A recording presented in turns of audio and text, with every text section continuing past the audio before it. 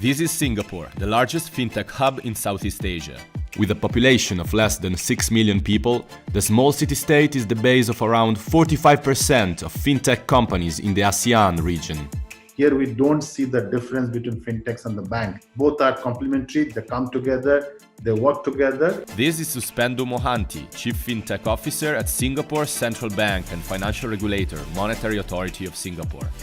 In anticipation of this year's Singapore FinTech Festival Block Show collaboration, we discuss Singapore's unique approach to crypto and blockchain. I'm Giovanni, your host. Welcome to another Cointelegraph interview. How are you, Swapnendu? I'm extremely fine. Good time. We saw that other Asian countries like China and South Korea have been adopting quite a tough stance on cryptocurrency lately. On the other hand, Singapore has adopted a very different approach, which is much more friendly. So why has Singapore decided to adopt this approach? Look, the word friendly could be highly misleading. We are friendly to everything in life, to good ideas, good people, talent, good purpose.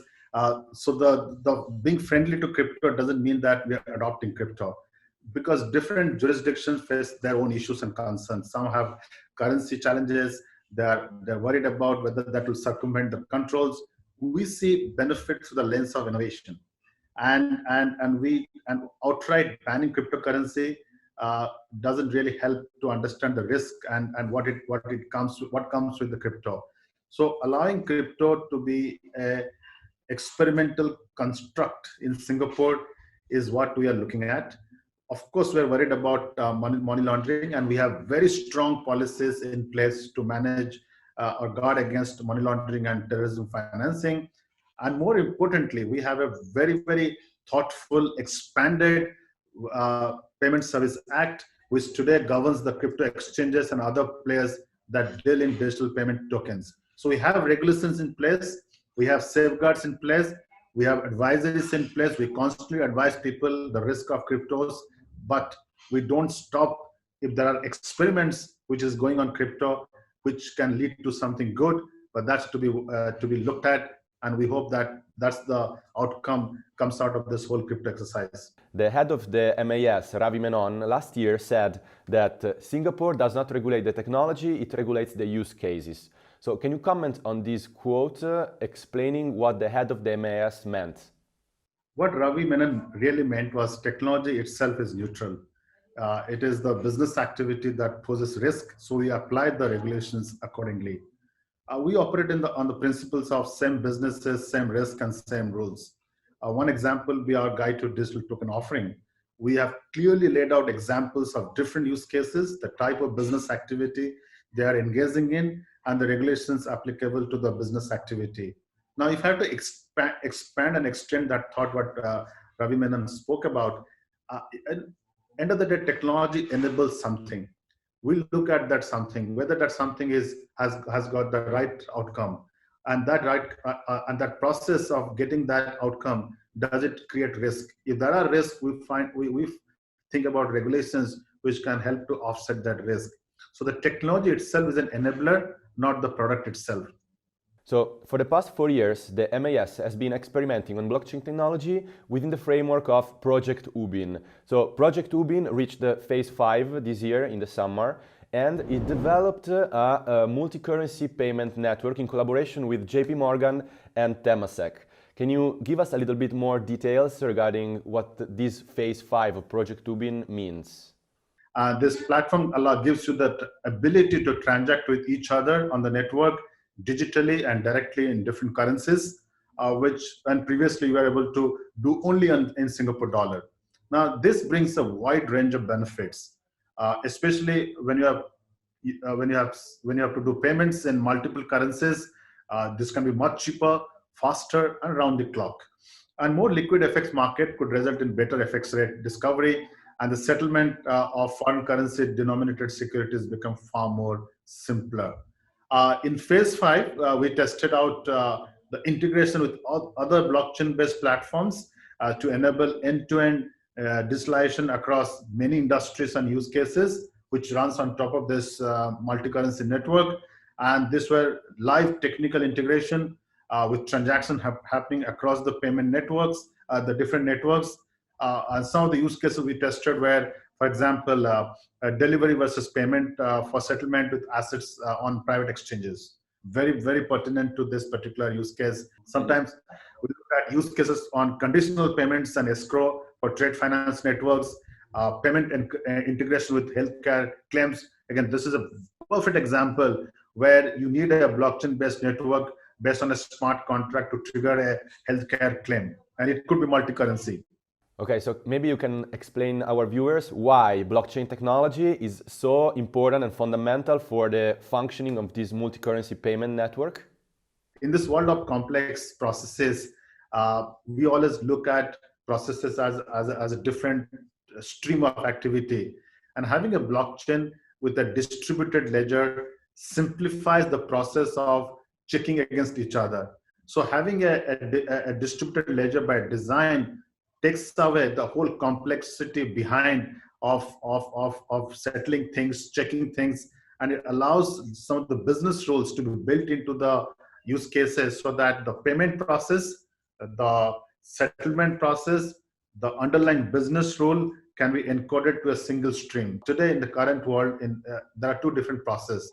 There's a process we pay each other, and there's a process which we exchange goods and services. And there are two different processes. Blockchain, digital currency brings together these two processes to a single process. In a single process, you're not only paying each other, you're also ensuring the goods and services are also exchanged at the point of payment. Now I would like to talk about CBDCs, or central bank digital currencies, which is one of the hottest topics at the moment. What is the stance of the Monetary Authority of Singapore towards CBDCs? Are you planning to develop your own digital currency soon? I think when people talk of CBDC, they implicitly think about a retail CBDC or a non-wholesale CBDC. We have been, in particular, very, very focused on one part of CBDC, that's the wholesale CBDC. In fact, I'll argue that we are the first central bank globally to actually pick up the wholesale part of CBDC and run with multiple experiments. And there's a reason behind why we did this way, because we are a small country. Our existing payment systems has the most optimal infrastructure. I can move money from my account to my colleague account, say Jacqueline's account, in 3 clicks, money with zero cost. So there's no real driver behind retail CBDC. What really we are looking for is a wholesale CBDC, because wholesale CBDC brings a significant efficiency optimization in this whole process. And that's the reason we have been very, very vocal and very, very focused on the wholesale CBDC. In fact, I made a statement early part of the year. I don't think we should do any more experiment in the wholesale CBDC. We have done enough experiments. We should now think about going into production and get it implemented and take the benefit of all the good work done on the wholesale space globally. And this is MAS example, but I have an exactly opposite example for you. Let's take the example of Cambodia. And the example I would like to bring in is the Cambodia's Bakong project. And today, if you go to their website, you will see it says the Bakong project is actually a real-time gross payment system. It's actually a payment system which runs on a retail CBDC. And what it says that you can move money and with an efficient retail CBDC, which is powering that payment system. And why it is an interesting example? Because Cambodia leapfrogged traditional RTGS system to use a CBDC-driven retail payment system as a way to deal with retail payments. So different examples, different use cases, different need are driving different central banks' interest behind CBDC. So back in June, the MAS has announced that it was going to collaborate with China in the development of a CBDC technology. Can you tell us more details about what this collaboration was about and what kind of results has brought? We work with many central banks, and one of the central banks which we are always interested to work is the People's Bank of China. They're doing their own their own pilot trials for retail use. We are talking to them. Can there be a broader partnership where whatever they're learning from their pilot trials and whatever we are learning from our wholesale trials, is that a way to collaborate and find a way together we can do something in this space. So this is very early stage of discussion. We hope as we get to some tangible projects, we should be able to share more what is happening in that space. So DBS, which is Singapore's largest commercial bank and the largest commercial bank in Southeast Asia, is going to launch its own cryptocurrency exchange, which is going to be regulated by the MAS.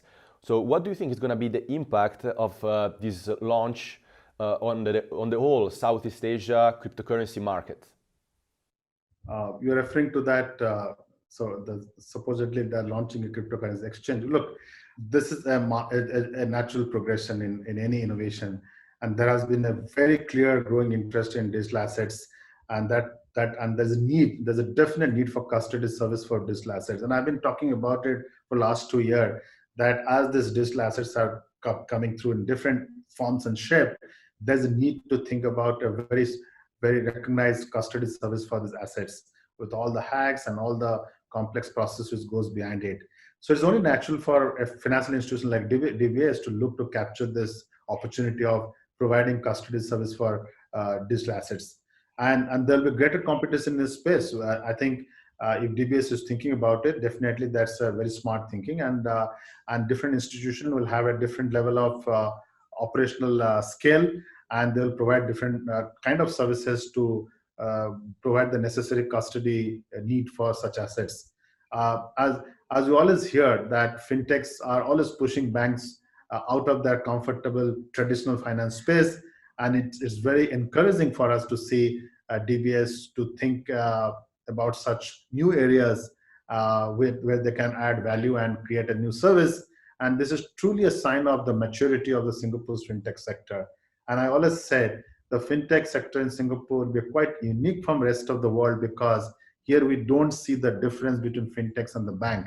To us, both are complementary. They come together, they work together. In some cases, fintech are providing a competing financial services, and if they do, we have regulation to regulate them. In most cases, fintech are working with the bank so that banks can launch innovative product, banks can digitize faster, and that's a healthy sign of a partnership. So we are quite thankful to our ecosystem to show that those maturity in thinking as we progress forward. Singapore Central Bank is going to host its 5th FinTech Festival this year. And this year it will be in collaboration with BlockShow, which is a cryptocurrency conference.